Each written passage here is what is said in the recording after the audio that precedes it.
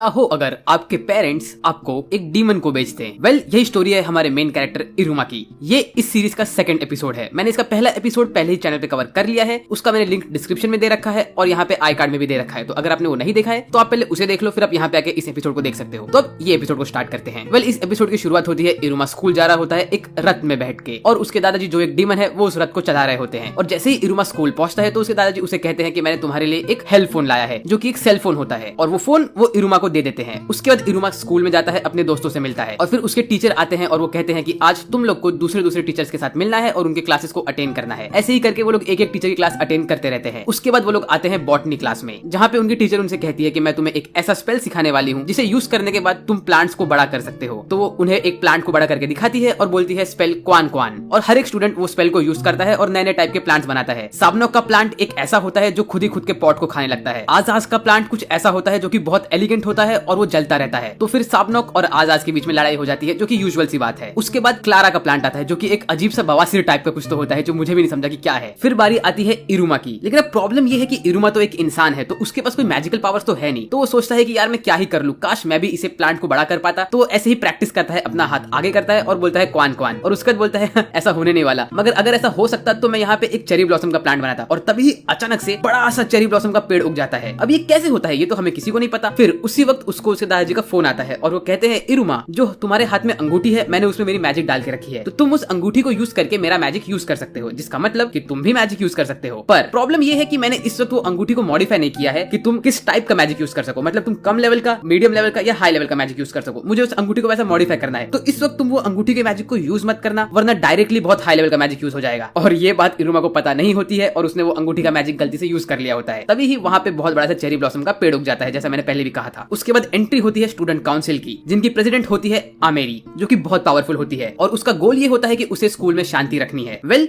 वो सोचती रहती है कि इरुमा शायद से एक इंसान है, क्योंकि जब इरुमा ने वो चेरी ब्लॉसम का पेड़ उगाया होता है तो वो कहती है ये तो एक स्ट्रेंज पेड़ है जो कि सिर्फ इंसानों की दुनिया में होता है। आमेरी अपने केबिन में जाती है और वहां पे वो उसका एक सीक्रेट डोर खोलती है उसके बुक शेल्फ के पीछे, और वहां पे बोलती है ये मेरे फैमिली का सीक्रेट रेलिक है, जो कि असल में होता है ह्यूमन के वर्ल्ड का मांगा, और उस मांगा का टाइटल होता है फर्स्ट लव मेमोरीज। आमेरी ये मांगा पढ़ नहीं पाती है, लेकिन वो उसके पिक्चर्स को देख के इमेजिन करती है चीजों को, कैसे वो लड़का होता है, वो लड़की से ठोकर खाता है, उसके बाद वो लड़की की हेल्प करता है और लड़की को प्यार हो जाता है उससे। ये सब पिक्चर्स देख के आमेरी बहुत खुश होती है। तो इससे तो ये क्लियर है कि आमेरी को मांगा बहुत पसंद है, स्पेशली रोमांस मांगा। और हमारा मेन कैरेक्टर इरुमा उस वक्त साफ सफाई में हेल्प करता रहता है टीचर्स की। वेल, वो यही सब करता रहता है और वो आगे बढ़ता है अपने काम से, और यहाँ पे आमेरी भी कुछ काम से आगे बढ़ती रहती है, लेकिन इस वक्त वो मांगा कैरी करती रहती है अपने पास, और तभी ही इन दोनों की ठोकर हो जाती है और इरुमा अपना हाथ बढ़ाता है आमेरी को हेल्प करने के लिए, और आमेरी को स्ट्राइक होता है कि ये तो सब सेम वैसा मांगा के जैसा हो रहा है, क्या ये लड़का मुझे अपने प्यार में फंसाने की कोशिश कर रहा है, ये वो सोचने लगती है। इस वक्त आमेरी को भी पता नहीं रहता है कि इरुमा कौन है, और इरुमा को भी पता नहीं रहता है कि आमेरी कौन है। उसके बाद आमेरी कोशिश करती है कि वो इरुमा से दूर जाए, वो कोशिश करती है कि इरुमा के प्यार में न फंसे, और इरुमा को लगता है कि आमेरी को शायद पता चल गया है कि इरुमा एक इंसान है, क्योंकि वो मांगा उठा लेता है आमेरी का और वो पढ़ने लगता है। तो आमेरी कहती है अरे तुम ये कैसे पढ़ सकते हो? इरुमा कहता है ये तो मैं बहुत टाइम से पढ़ रहा हूँ, इनफैक्ट मैंने इस मांगा पे काम भी किया है। उसके बाद आमेरी इरुमा का हाथ पकड़ती है और वो उसको खींच के लेके जाती है अपने केबिन में, और वो इरुमा से कहती है कि इरुमा चलो तुम ये मांगा मुझे पढ़ के बताओ, मुझे ये मांगा बहुत इंटरेस्टिंग लग रहा है। तो इरुमा वो मांगा पढ़ता रहता है और आमेरी को बताता रहता है कि मांगा में क्या क्या होता है। तो आमेरी इरुमा से पूछती है कि ये डेट क्या होता है? तो इरुमा उसे समझाता है डेट वो होता है जब दो लोग जो एक दूसरे से प्यार करते हैं एक साथ कहीं घूमने जाते हैं और टाइम स्पेंड करते हैं। तो आमेरी बोलती है अच्छा ठीक है। इरुमा ऐसे ही पढ़ते पढ़ते फर्स्ट वॉल्यूम कंप्लीट कर देता है, और तब वो देखता है कि रात हो रहा है। तो उसके बाद इरुमा अपने घर जाने के लिए रेडी होता है, तो आमेरी उसका फोन लेके उसमें अपना नंबर सेव कर देती है। फिर अगले दिन जब इरुमा स्कूल जा रहा होता है तो ओपेरा उससे पूछता है इरुमा क्या तुम वापस से इंसान की दुनिया में जाना चाहते हो? तो इरुमा वापस सोचने लगता है कि मेरी जिंदगी इंसान की दुनिया में कैसी थी और यहाँ पे कैसी है। तो ओपेरा उससे कहता है तुम अगर चाहो तो तुम इंसान की दुनिया में वापस जा सकते हो, पर उसके लिए तुम्हें तुम्हारा रैंकिंग बढ़ाना पड़ेगा। एक हाई रैंकिंग डीमन के लिए डीमन वर्ल्ड के गेट खोल देते हैं कि ताकि वो ह्यूमन के वर्ल्ड में जा सके। तो इससे हमें ये भी समझ गया कि जो इरुमा के दादाजी है वो एक हाई रैंकिंग के डीमन है, क्योंकि वो ह्यूमन वर्ल्ड में जाके इरुमा को वापस लेके आए थे। और फिर इरुमा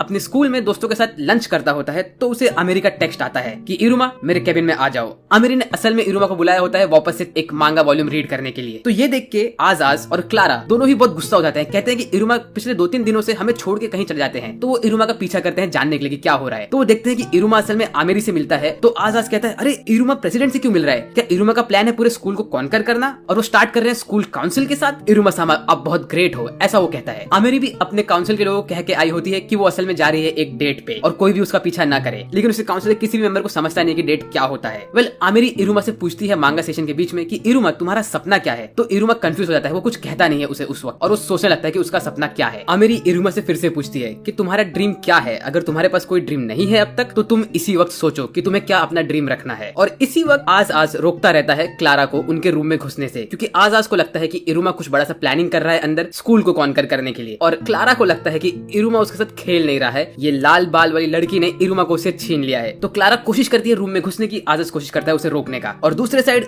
आमेरी इरुमा से कहती है अगर तुम कुछ सोच नहीं पा रहे हो तो मैं तुम्हें एक गोल देती हूँ, तुम अपना ड्रीम बनाओ कि तुम रैंक अप कर सको, फिलहाल के लिए तुम रैंक 1 से रैंक 2 पे जाने की कोशिश करो। तो इरुमा सोचता है और कहता है हाँ ये सही है, और तभी ही क्लारा और आजाज दोनों ही दरवाजा तोड़ के आमेरी के रूम में घुस जाते हैं, और क्लारा इरुमा को खींच के रूम से बाहर चली जाती है। तो आमेरी कहती है इरुमा आज के लिए इतना ही करते हैं, हम अपना सेशन कल रिज्यूम करेंगे। इसके बाद अगले ही दिन वो लोग दिखाते हैं कि क्लारा साबनोक से पूछती है कि मैं क्या करूं, इरुमा मुझसे दूर जा रहा है वो लाल बाल वाली लड़की के पास। तो साबनोक उससे कहता है तुम कोशिश करो इरुमा को अपने प्यार में फंसाने की। तो क्लारा ये बात सच में दिल पे लगा लेती है, वो अपने नेक्स्ट क्लास का फॉर्म फिल करती है और उसमें लिखती है कि उसको सक्यूबस ट्रेनिंग लेना है। फिर क्लारा सक्यूबस ट्रेनिंग लेने लगती है, और तभी जो उनकी टीचर होती है वो टीचर सबका सेक्सीनेस चेक करती है। तो वो देखती है कि क्लारा का सेक्सीनेस सिर्फ 2% होता है, जो कि बच्चों से भी कम होता है। तो वो क्लारा को ढेर सारी किताबें दे देती है और कहती है इन सब किताबों को पढ़ो और खुद का मीटर अप करो। क्लारा उन सब बुक्स को पढ़ती है और हर चीज गलत करने लगती है, और उसका सेक्सी मीटर और कम होता है। उनमें लिखा होता है कि एक सेक्सी सा पोज बनाओ, तुम्हें जिसको सेड्यूस करना है उसे तुम टच करो, तुम मेकअप लगाओ, खुद के ऊपर सेंट लगाओ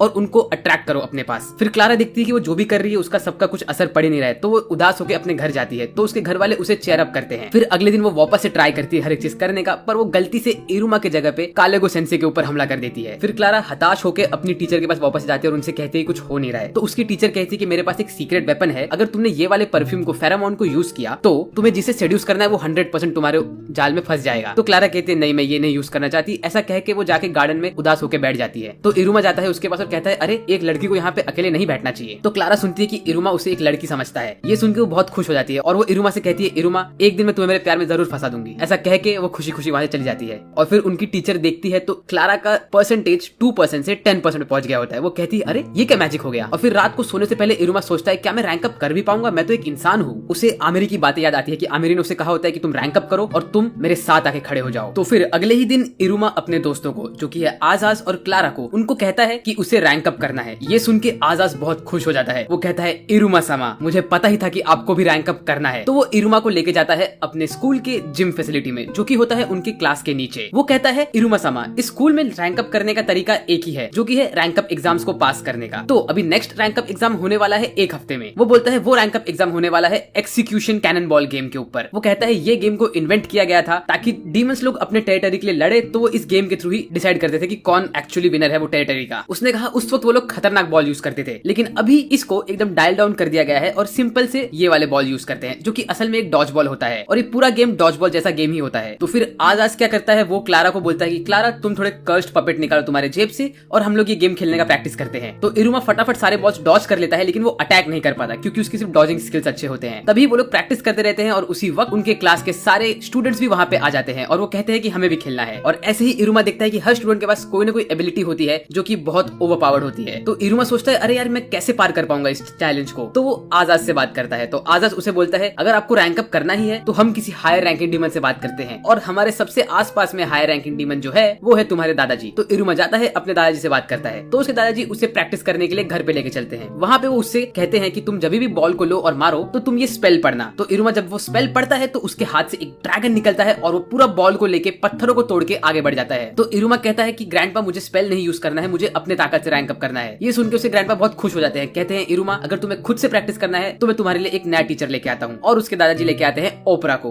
तो ओपरा इरुमा की ट्रेनिंग स्टार्ट करता है। वो इरुमा से कहता है कि इरुमा तुम्हारी डॉजिंग स्किल्स तो बहुत अच्छी है लेकिन तुम्हारा अटैकिंग स्किल्स बिल्कुल भी अच्छा नहीं है, तो सबसे पहले तुम ट्राई करो बॉल को पकड़ने के लिए। ऐसे ही वो लोग हफ्ते भर प्रैक्टिस करते रहते हैं। इरुमा के पूरे हाथ छिल जाते हैं लेकिन वो एंड में एक बार बॉल को पकड़ ही लेता है। फिर ऐसे ही प्रैक्टिस करते करते वो पूरा एक हफ्ता खत्म हो जाता है और तब बारी आती है एक्सिक्यूशन कैनन बॉल गेम के दिन की। इरुमा थोड़ा नर्वस रहता है नाश्ता करते हुए। तो ओपेरा उससे कहता है कि अगर तुम्हें डर लगे, जितना भी डर लगे, तो तुम उसे अपने अंदर भर लो और उसे एक्साइटमेंट की तरह यूज करके आगे बढ़ो। ये चीज अगर तुम नोट कर लोगे तो तुम्हें आसानी पड़ेगी। तो इरुमा इसे नोट कर लेता है। उसके बाद वो जाता है अपने स्कूल और वहाँ पे उनका प्रमोशन एग्जाम स्टार्ट होता है जहाँ पे कालेगो सेंसे उन्हें रूल्स बताते हैं जो कि नॉर्मल डॉज बॉल के रूल्स होते हैं, लेकिन एक रूल एक्स्ट्रा होता है जो होता है कि तुम मैजिक बिल्कुल नहीं यूज कर सकते हो। तुम सिर्फ मैजिक यूज कर सकते हो बॉल के ऊपर और बॉल के अलावा तुमने कहीं भी मैजिक यूज किया तो वो अलाउड नहीं है। उसके बाद कालेगो सेंसे सब स्टूडेंट्स को टीम में डिवाइड करते हैं। इरुमा और क्लारा तो एक टीम टीम में आ जाते हैं, लेकिन आस्मोडियस उनके अपोजिट टीम में आता है। तो आस्मोडियस सोचता है कि मुझे इरुमा सामा की हेल्प करनी पड़ेगी, लेकिन मैं दूसरी टीम में हूँ तो मैं कैसे हेल्प करूंगा उनकी। इसी सोच में वो पड़ जाता है पूरे गेम में। तो फिर गेम शुरू होता है, लोग फटाफट एक दूसरे पे हमला करते रहते हैं, तो कोई आउट होता है, कोई रह जाता है। लेकिन इसी बीच में पता नहीं क्लारा के दिमाग में क्या आता है, वो अपने जेब से धड़ाधड़ नए नए बॉल निकालने लगती है। तो सब लोग कंफ्यूज हो जाते हैं कि इतने सारे बॉल कहाँ से आए। इसी में ये बादल पे उड़ने वाला लड़का अपना मैजिक यूज करता है सारे लोगों के ऊपर, और इसे काले से डिस्क्वालीफाई कर देते हैं। और अब बॉल आता है इरुमा के हाथ में, लेकिन वो कंफ्यूज हो जाता है क्योंकि उसने अब तक अटैक करना नहीं सीखा होता है, उसने सिर्फ कैच पकड़ना सीखा होता है। तो फिर साबनॉक आता है और वो इरुमा से बॉल लेता है और कहता है इरुमा तुम मुझे अटैक करने दो। साबनॉक कोशिश करता है आस्मोडियस के ऊपर अटैक करने के लिए, क्योंकि आस्मोडियस सोच में डूबा होता है, लेकिन आस्मोडियस सोच में डूबे डूबे ही बॉल पकड़ लेता है और वो साबनॉक को आउट कर देता है। और एंड में सिर्फ बचते हैं इरुमा और आजाज। तो आजाज बोलता है चलो मैं इरुमा को एक फ्री विन दे देता हूँ, काम खत्म। लेकिन वो तभी इरुमा के चेहरे पे वो डिटर्मिनेशन दिखता है और वो कहता है मैं कितना बड़ा गधा हूँ, मैं इरुमा को एक फ्री विन देने की सोच रहा था। अगर मैं ऐसा करता तो उनकी सारी मेहनत पानी बिखर जाता। अब मैं अपनी सारी ताकत लगाऊंगा और ट्रूली अच्छे से गेम खेलूंगा। और वो अपनी पूरी ताकत लगा के एक फायर बॉल फेंकता है इरुमा की तरफ, जो देख के इरुमा डरता नहीं है क्योंकि उसे ओपरा की बात याद आती है। तो वो अपने डर को एक्साइटमेंट में कन्वर्ट करता है और भाग भाग के जाता है आगे बॉल पकड़ने के लिए। और वो आस्मोडियस का बॉल पकड़ लेता है, लेकिन वो बॉल में इतनी एनर्जी होती है कि इरुमा कंट्रोल नहीं कर पाता है खुद को। तो वो क्या करता है, वो सोचता है कि मैं इस बॉल की एनर्जी को ही यूज करके इसे डिफ्लेक्ट करके आस्मोडियस के ऊपर फेंक देता हूँ। और वो वैसा ही करता है और वो बॉल उड़ के जाता है, आस्मोडियस के कंधे पे लगता है और निकल लेता है। और इसी में आस्मोडियस आउट हो जाता है, मतलब इरुमा जीत जाता है। तो फिर इरुमा के टीचर कालेगो सेंसे वहां पे आते हैं और कहते हैं इरुमा अगर आस्मोडियस ने तुम्हें ऐसे ही जीतने दिया होता तो मैं तुम्हारा रैंक अप नहीं करता, लेकिन मैंने देखा कि आस्मोडियस ने अपना 100% यूज किया और तुमने भी तुम्हारा 100% यूज किया है, तो इसीलिए ये लो तुम्हारा रैंक अप हो गया है। तो इरुमा रैंक 1 से रैंक 2 पे पहुंच जाता है। उसे यकीन ही नहीं होता है कि उसका रैंक अप हो गया। और उसी वक्त वहां पे आमेरी और बाकी सब भी आ जाते हैं, स्टूडेंट काउंसिल के लोग। और आमेरी इरुमा के पास आके कहती है शाबाश इरुमा, इस फीलिंग को तुम हमेशा याद रखना। और फिर इरुमा अपने घर जाता है और अपने ग्रैंडपा को बताता है कि ग्रैंडपा मेरा लेवल अप हो गया, अब मैं रैंक 2 हूँ। तो ये देख के उसके ग्रैंडपा बहुत खुश हो जाते हैं और कहते हैं इरुमा तुमने बहुत अच्छा काम किया है। तो इरुमा उस वक्त ओपेरा को थैंक्स बोलता है। तो ये सुन के उसके ग्रैंडपा गुस्सा होते हैं कि तुमने मुझे थैंक्स क्यों नहीं बोला, मैंने भी तुम्हारा हेल्प किया था। फिर उसके ग्रैंडपा बोलते हैं अरे देखा जाए तो मैंने तुम्हारा हेल्प किया ही नहीं। और यहीं पे मैं इस पार्ट को कंक्लूड करता हूँ। आई होप आपको ये वीडियो पसंद आया होगा। अगर पसंद है तो प्लीज लाइक करिए।